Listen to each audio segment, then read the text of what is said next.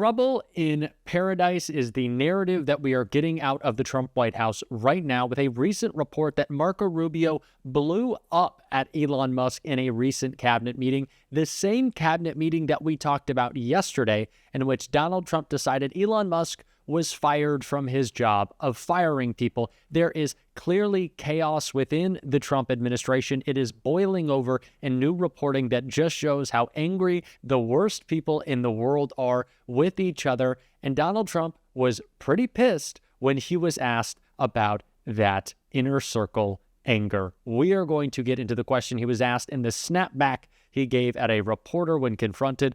But before we do, if I could quickly ask you to leave a like on this video, and if you haven't already and you enjoy our channel, to hit that subscribe button. It goes a long way, and it really does mean a lot to me. Now, this question was asked during a press conference and kind of town hall that Donald Trump held talking about cryptocurrency, which will be important later in this video. So before we get into the question, let's take a look at what Trump was first talking about here.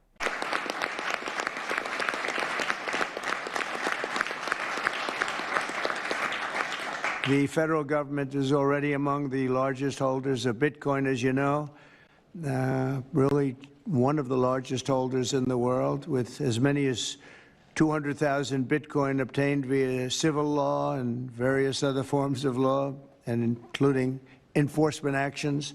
These existing holdings will form the foundation of the new reserve. Unfortunately, in recent years, the U.S. government has foolishly sold tens of thousands of additional Bitcoin that were worth billions and billions of dollars had they not sold them, but they did sell them, mostly during the Biden administration. Not a good thing to have done. From this day on, America will follow the rule that every Bitcoin knows very well: never sell your Bitcoin. That's a little phrase that they have. I don't know if that's right or not. Who the hell knows, right?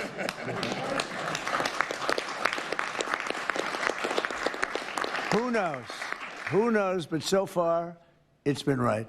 And So we know that the Trump administration is the most corrupt presidential administration in history. And really where that starts is with cryptocurrency and these meme coins. We saw Trump make billions of dollars before and after his inauguration through his meme coin, which not only can he sell off for huge profits, which he already has, but he also gets money off of every transaction, every purchase, and every time the coin is sold. So he continues to rack up dollars as he funnels more people into this incredibly dangerous and increasingly deregulated industry, which is why he is talking about it so much. But he clearly doesn't understand anything about it, and he doesn't care to. He just knows it's a scam, and that is his favorite. And it's a really low-effort scam for Donald Trump as well. And it's the reason why we see his family members buying up his coin, buying up Bitcoin, buying up all of these useless digital assets that are simply tools for the rich to get richer and for corrupt, shady criminals to exchange funds without any bank seeing it, any regulation, and any ability from the feds to investigate. That's why Donald Trump, of course, is such a fan, and that's why this ridiculous announcement was made here.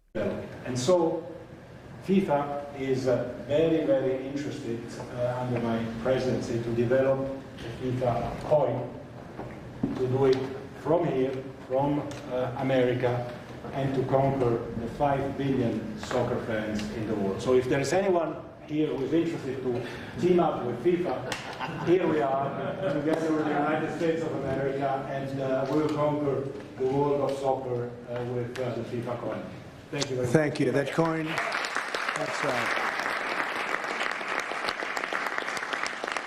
that coin may be worth more than FIFA in the end. It could be quite a coin, actually. Huh? Anyway, thank you. A FIFA coin? What does that even mean? What is the use for any of this? There is none. Donald Trump is doing everything possible to prop up this ridiculous industry that, again, isn't just used by the most dangerous criminals in the world. It is how North Korea is building out its nuclear arsenal. We see criminals and gangs use it. We see just the worst people in the world. Cartels use this to send money to each other in untraceable ways. Like, that is the point of cryptocurrency. It doesn't create anything. In fact, it is environmental terrorism, the amount of energy that is spent on these useless coins to mine them, to send them, to run the servers that house them. But again, it makes Donald Trump and Elon Musk a bunch of money, so they're happy to engage in it. But that is, of course, what Donald Trump wanted to talk about today, which is why he was so furious when a reporter asked him about the Elon Musk scandal. Johnny, very Thank much. you so much. Congratulations. Thank you. Thank you. Thank you. Thank you. On the cabinet meeting, sir, just on the cabinet meeting, you said Musk will play an advisory role, Doge will play... We're talking about FIFA. Thank you very About much. the World Cup, Mr. President, you're having... And they're both great guys. And by the way, they both get along fantastically well. Marco has done unbelievably as Secretary of State, and Elon is a very unique guy who's done a fantastic job. Do you think he needs to be reined in, Mr. enough. President? Enough. It's FIFA. Is this a FIFA? So as I talked about to start this video, and as I'm sure you have seen across other creators' channels on YouTube, Marco Rubio and Elon Musk blew up at each other in a cabinet meeting. It's the reason why Elon no longer has the power to fire people, and it's the reason why Rubio and Hegseth as well were calling him out. Trump clearly a little unsettled with that question, telling the reporter, "That's enough, be quiet, I'm tired of this," trying to move on, very clearly upset because he is trying to suppress this very clear narrative that there are problems within his administration, that people both on the outside of the White House and inside the White House hate Elon Musk. And I think it's because Trump knows he kind of does need Elon as his human shield to all of the anger towards the Trump administration. I think that's why he's putting him in this prominent role. There's a million reasons why Trump does a million things with Elon. One, of course, because he just loves rich and corrupt criminals being around him. But I also do think he sees him as this protection from the public. I don't know. But they both do love this crypto scam. And Chris Murphy did a great breakdown on all of the ways that Trump is using this to be corrupt. And I want to take a look right here. So Trump has done a lot of shady, self-interested shit since taking office, but I want to talk to you about the worst of the corruption, the Trump coin. This is a pure grift. Okay, so Trump coin, it's a meme coin. So it's got no independent value. Its price is just a function of demand. So if a lot of people want it because they like Donald Trump, then its price goes up. If nobody wants it, then its price plummets. So Trump launches this coin right before the inauguration. Why? Because he wants to make sure that his MAGA supporters, who are like wild with enthusiasm about the inauguration, would buy up a ton of the coin at the outset. It worked. Prices jumped from 18 cents to $75 a piece. And Trump's net worth on paper, it swelled to like $56 billion. And when it fell back down, the price of the coin fell back down to $17. A ton of his supporters who bought it at the top lost actual real money. Okay, but the crash, it doesn't matter to Trump because Trump gets a transaction fee. He's made $100 million, probably a lot more, just in trading fees, while many of his supporters have lost thousands of dollars. Okay, but that's not the worst. Trump holds back 80% of the total coin. And what he's going to do is release more when prices get high again. Because in addition to the transaction fees, he gets paid on that initial release of the coin. So how does the price get high again? Well, demand goes up. And who is in the best position to buy a ton of coin to drive up the price? Foreign governments and billionaire CEOs who have business interests before the Trump administration. Now, you might say that's illegal, but it's not.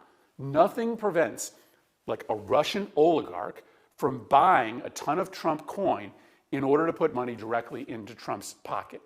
And even worse, we will never know if the buyer is a Russian oligarch or a Saudi prince or an oil company CEO because it's all secret. In the first minute of trading, one buyer purchased around 6 million Trump coins, sending the price through the roof. One buyer was able to send the price through the roof before that buyer sold the entire supply for a 2-day profit of more than $100 million.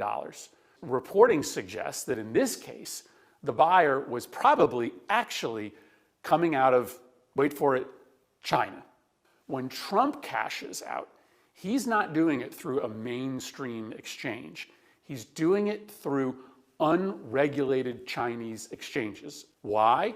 Because he's hiding something, either the source of the money or the people connected to him that are getting the payments. Because on a mainstream exchange, you might have a modicum of background checks done on the cash outs. The Chinese exchanges are totally dark.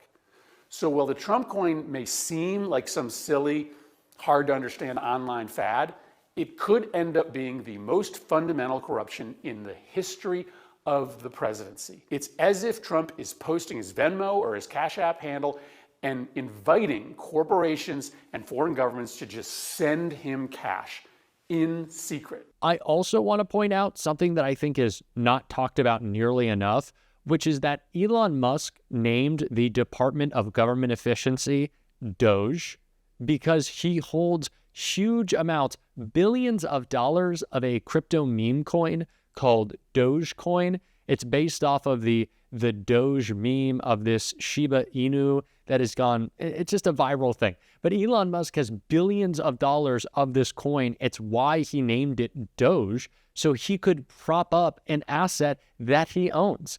Everything is connected to a different aspect of corruption for these billionaires. That is who Donald Trump is serving.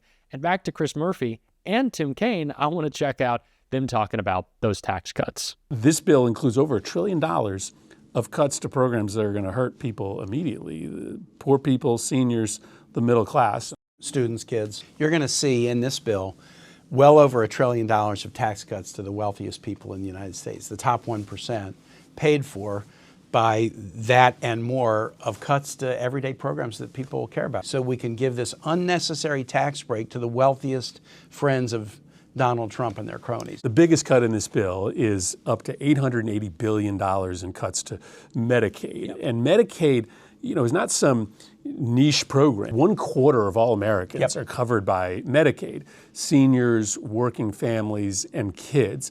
I mean, what does $880 billion of cuts to Medicaid look like? Again, 50% of Medicaid recipients are children.